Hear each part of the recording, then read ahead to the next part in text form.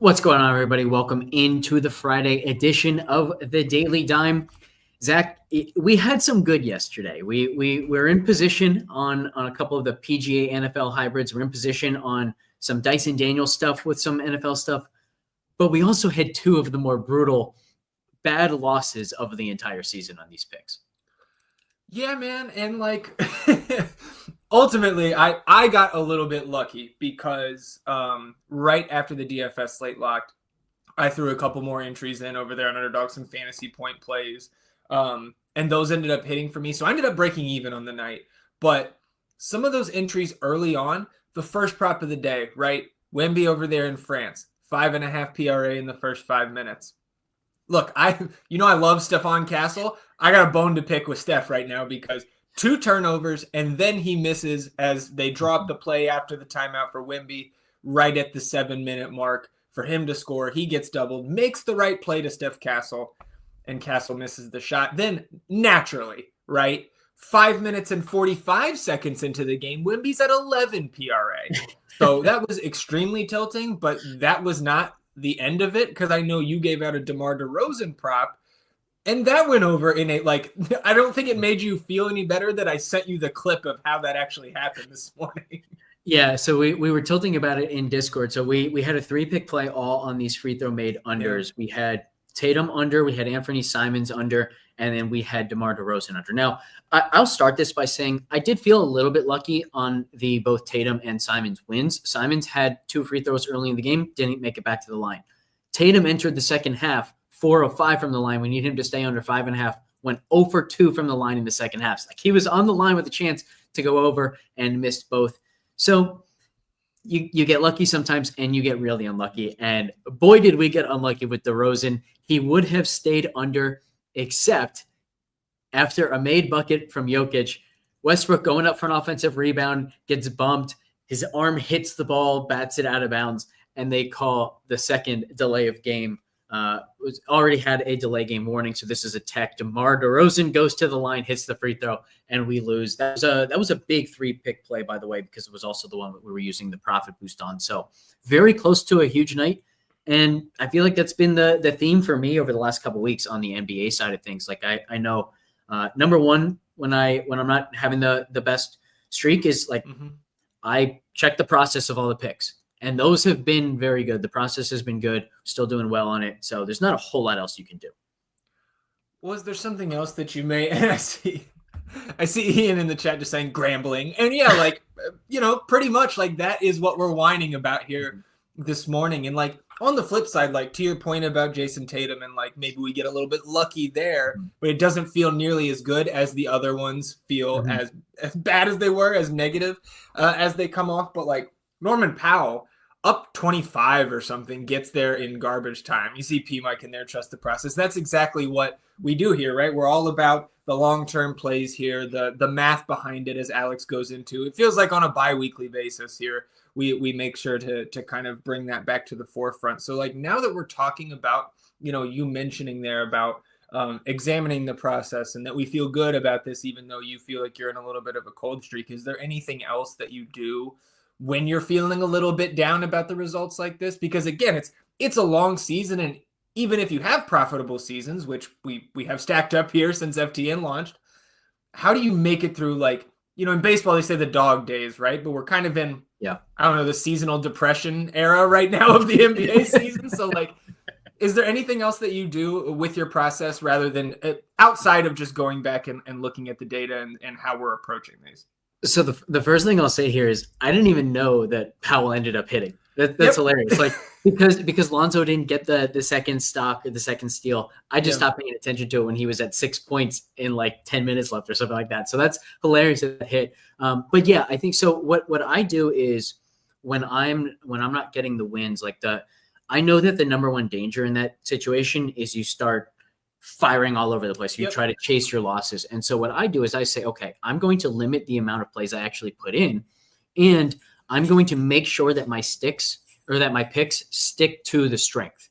I'm at 64%, over 64% on the free throw picks. I'm at 62.5% on the stocks picks. So today I will be picking from that pool only. And that even means like I might really like a different pick. I know you have a first quarter rebounds prop that you really like.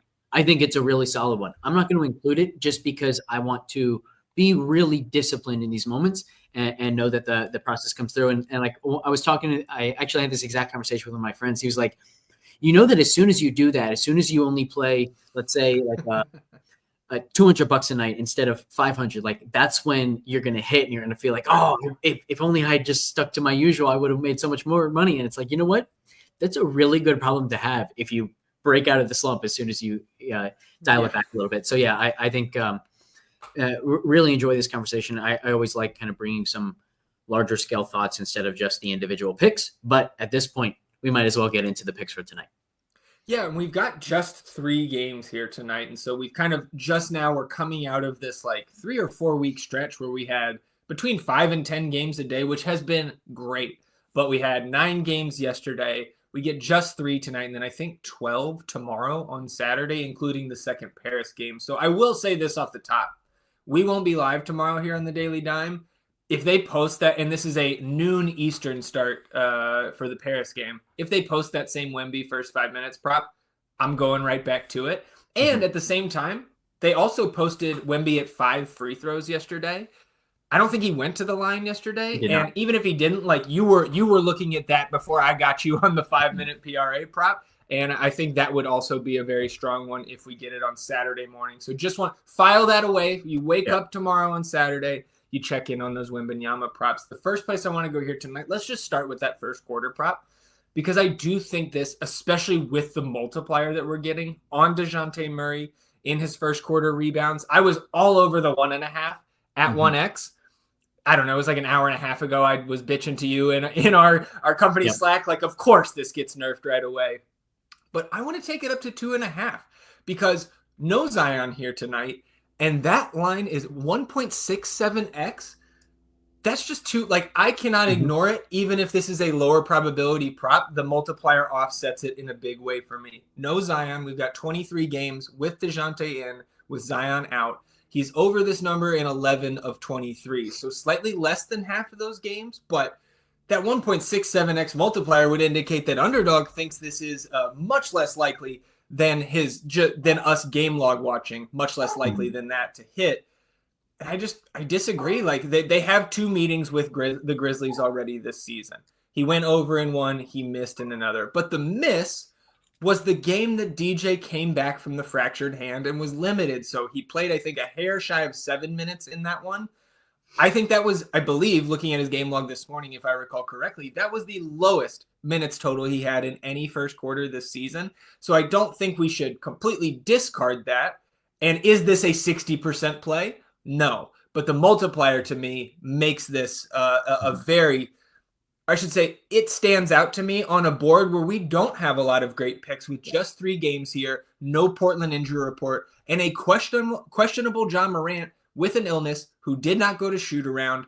He probably misses because, again, we've seen more of these illness tags sit rather than play, especially when you miss shoot around in the morning. And we know Ja's teammate, Santi Aldama, had to leave the game the other night for illness. So he probably picked up what Santi had. And I would think he probably sits, but we don't have any Memphis props besides, I think, Ja and Edie. So we're limited here this morning. What we have, this one is maybe my favorite on the board. There's another one that we should kind of always talk about with DeJounte whenever it's on the board, and that is the over 1.5 steals. I didn't even see that they put that up. That might be better. Yeah, recent. I don't know if I would necessarily say it's better. I think the first thing we have to point out is over the last few weeks, we have gone to this pick over and over and over again, in large part because our steals projection for DeJounte has been around 2.5. We've seen it like as low as 2.3, as high as 2.7. Today it's 2.01. And I think part of this is the matchup. The Memphis Grizzlies have not been a good steals matchup for guards. However, they do allow the 9th most opponent steals per game. And one thing I have noticed with DeJounte is I think part of the reason why he gets as many steals as he does is because they play a decent amount of zone where his role in the zone is like just take a bunch of chances to try to get some steals. So I do feel to some degree like the individual matchup matters a little bit less for him than most, but it needs to be pointed out that to this point, Memphis has not been a good steals matchup for opposing guards, which I think contributes to why this is a lower steals projection for him than we've seen. But he's still averaging 2.3 on the season. He's been over this still in 2 of the last 3 games. It's not like we're seeing a huge downtick in his steals this month, though it is down to 1.8 in the month of January. So I think I still like this. I don't love it, but I think I would put it like right on the same level of interest as I had in Lonzo and Dyson Daniels yesterday. Okay. So, I mean, still pretty darn strong, even though it's not as strong as some of the occasions where we've got it at this same number in other matchups. That's exactly what I was going to bring up here, is looking at the negative steals matchup for opposing guards against Memphis. So, again, I second everything you said there. And as you were talking, I'm putting in all of my 3-pick entries with both DeJounte props in here this morning. And I actually have another here so Yves Missi right there. I was looking at blocks only, which is 1.5, and 1.11x on the stocks. You get the 1.16x. Why I was looking at blocks specifically is 51.3% boost to opposing centers in the blocks category. That's what Memphis gives up. So Missi, like, he's only averaging 1.4 blocks per game on the season. That's exactly what we have him projected for in a 26-minute projection. But it's that boost that really draws me in here again on a slate where we're maybe struggling to get to even 3 picks that we absolutely love. And if you game log watch, Missi, of course, a rookie, but he's played against this Memphis team twice this year. 3 blocks in each of those games. So the game log's definitely in his favor as well in this specific matchup. So I would go to just the blocks, but maybe you can talk me into the stocks. No, I think you're right here, because honestly, like, across the board, the stocks projections for us don't look overwhelming for anybody really. So I think the blocks is definitely the best one here for him. I will say, like, part of me wants to. We just got Ayton out, by the way, for the Blazers. Okay. So I don't think we have any Blazers picks here, but now Donovan Clingan probable. I think we will get Time Lord out here on the second end of the back-to-back. So for your DFS purposes, we're about to load up on Donovan Clingan tonight. We nailed the Harden over on turnovers yesterday. That's one, by the way, that we should be looking for all the time. Like, I was kind of blown away when I dove into his turnover numbers and just how consistent it's been. 6.55 in the last 3 games. He was under the 3.5 number in the 2 prior, but then he was over 3.5 in every single game, dating all the way back to November 18th. Yeah.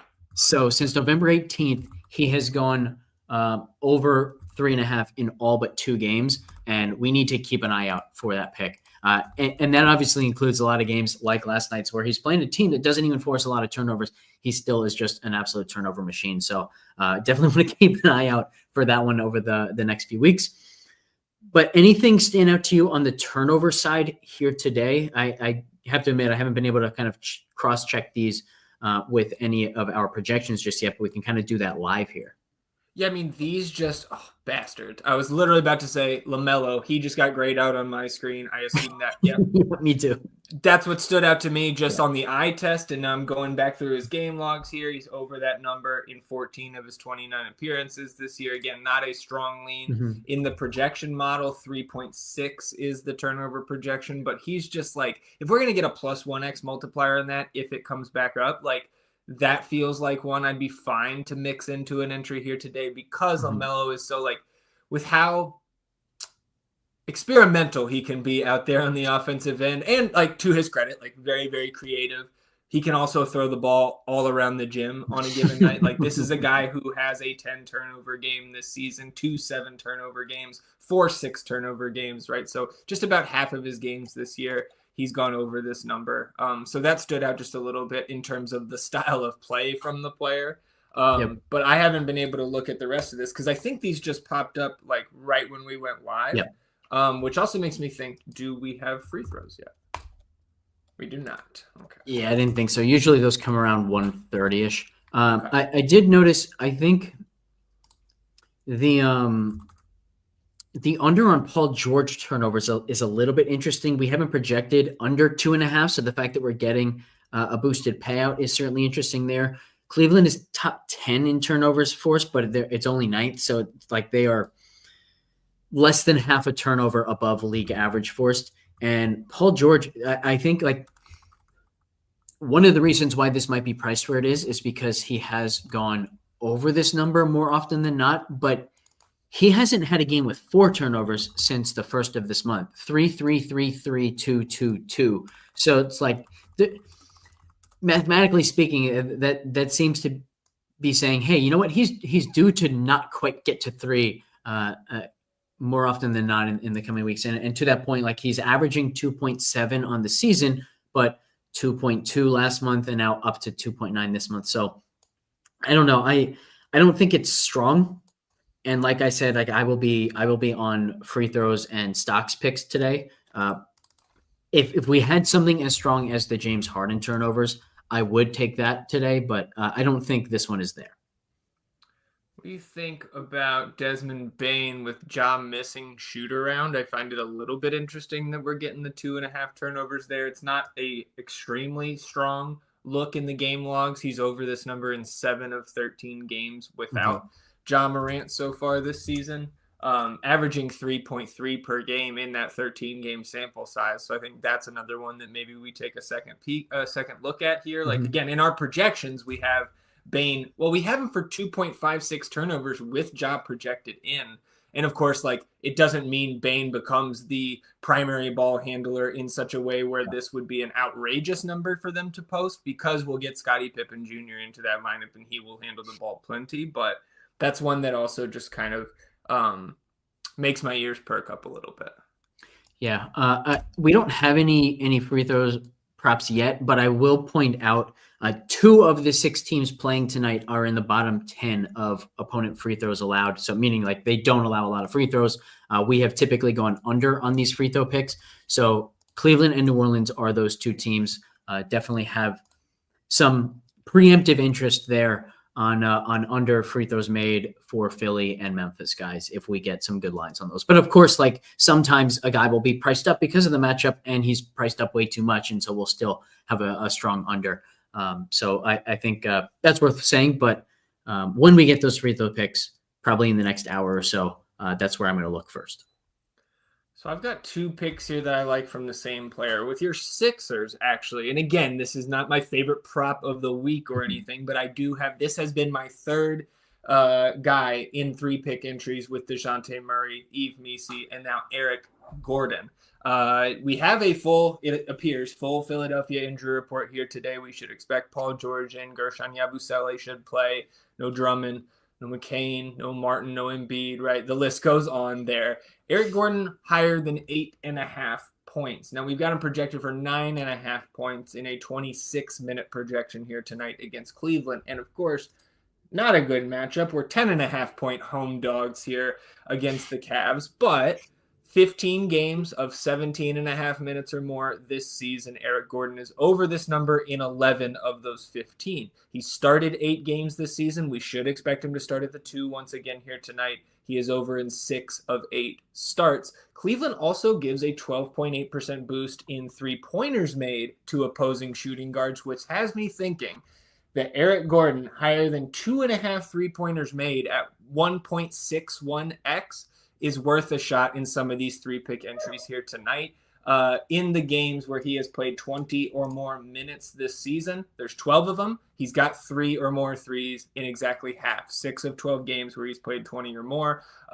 So again, with that slight boost that shooting guards are getting from 3 against Cleveland, I think that's worth a shot here tonight. But I do feel relative to this 3-game slate, I feel pretty confident in the 8.5 points. And look, I do not like Eric Gordon. I think he's super dusty. But like the one thing he still can do with the most consistency is put the ball in the basket. So the shots are going to be there, even with Paul George in there, Oubre and Maxey. Like if Gordon is out there for mid to upper 20s in minutes, I think the points are really strong and the 3-pointers ladder it up to 2.5 is worth it. Yeah, I especially like this ladder call here with the 1.6x on the threes. And I noticed yesterday there was a first quarter threes promotion. I don't see it in the lobby right now, but if that were to come back, maybe Eric Gordon is one to take a look at right away. I think that's it for me on the prop side until we get some free throws made stuff, Zach. Yeah, I think same here. Just making sure we don't have no fantasy score, no free throws, so we can go ahead and talk some DFS. And we've got a run up here, I believe, this morning, so we get a refresh. Let's see what we've got here on DraftKings. Again, it's just a 3-game slate. We did just get the Portland news, so like that will be fleshed out here shortly after the stream when we get the minutes updated for Portland. But you know, right off the top with that news that Donovan Clingan coming back, like, am I shocked if he's on some sort of minutes restriction here coming back from the ankle injury? No. But he's only been out 10 days.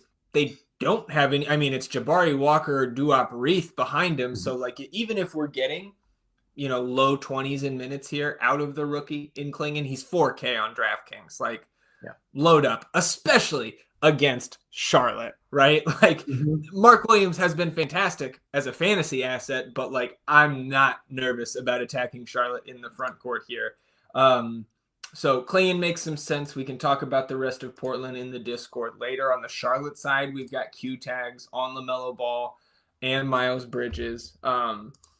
The Hornets are 5.5-point home favorites here. That makes me think that, Ayton going out, Clingan in. I don't know if there's that big of a difference between those two players at this point. So, like, I lean that both LaMelo and Miles Bridges play here tonight, and LaMelo at 10-5 on a slate where, like, we're going to have enough value here with a shorthanded Pels team, shorthanded Philly, shorthanded Cleveland with no Evan Mobley still, and a questionable Karis LeVert.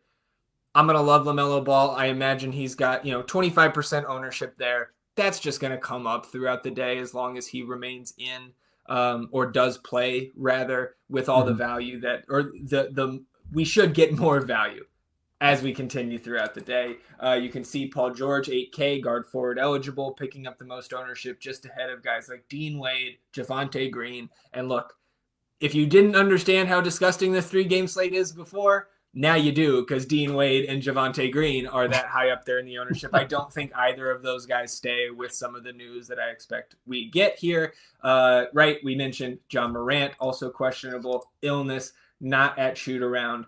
And Scottie Pippen Jr. is 3,700. So again, Dean Wade, Javonte Green will disappear at some point here. At least I feel pretty strongly that will be the case. So paying up on LaMelo Ball on a $7,800 Mark Williams, like, that can make some sense. Probably a tougher matchup, actually, with Donovan Clingan in there instead of DeAndre Ayton. Karis LeVert, if he goes, I think it's a wrist issue.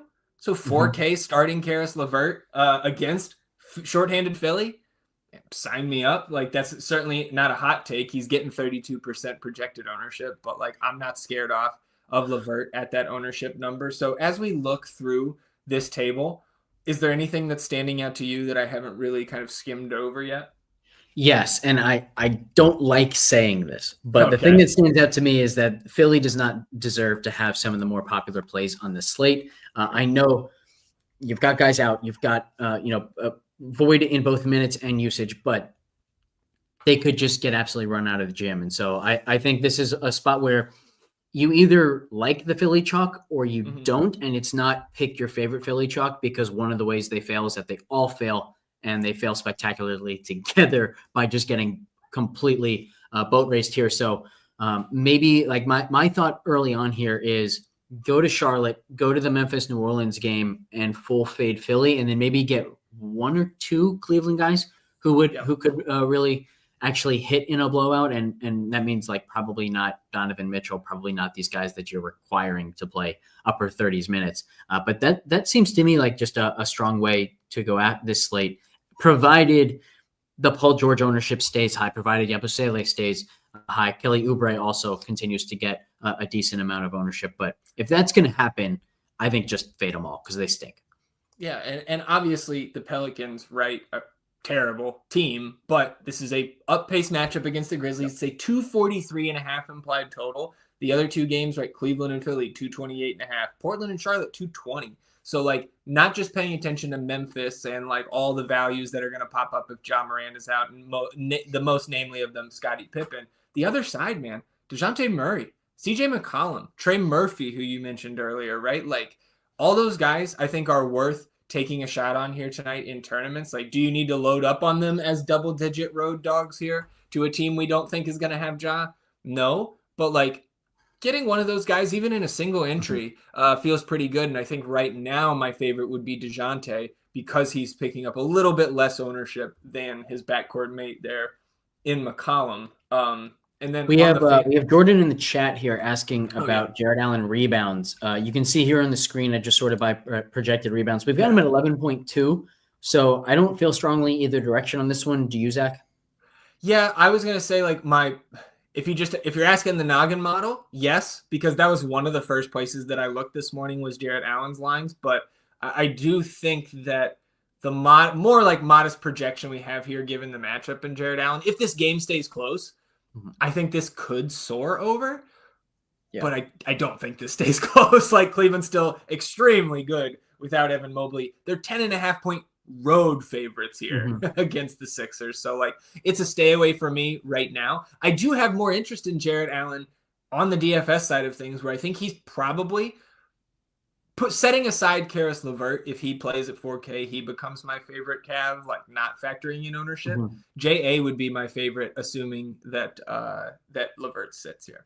He seems like he has a really wide range of outcomes to me, which is why great DFS play, not so great in the prop market. And I think part of that too is, like, Philly has some options in terms of how they want to line up personnel wise against this Cleveland team when they're down all these guys. And some of those are going to be fantastic for Jared Allen. Some aren't going to be as fantastic. We don't really know what Philly's going to do. And certainly they're not designing their game plan around what is going to help us really slow down Jared Allen. So it just makes it a little bit more unpredictable. And it's why I think I'm fully with you there, Zach, in on DFS, out on the props. On the FanDuel side, there's not a ton that sticks out to me that is like glaringly different from how I would approach these teams.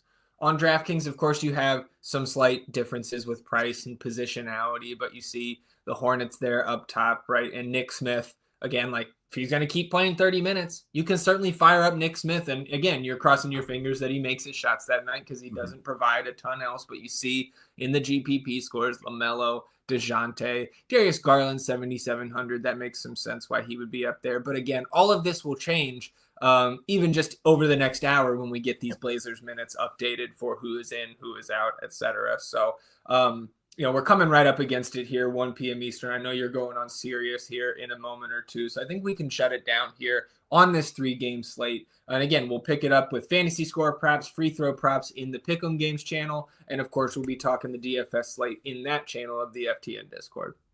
Yeah. Thanks right back at you, Jordan. We appreciate all of you guys in the chat once again. You guys are the best, and we will be back on Monday here with the Daily Dime. Catch you next time.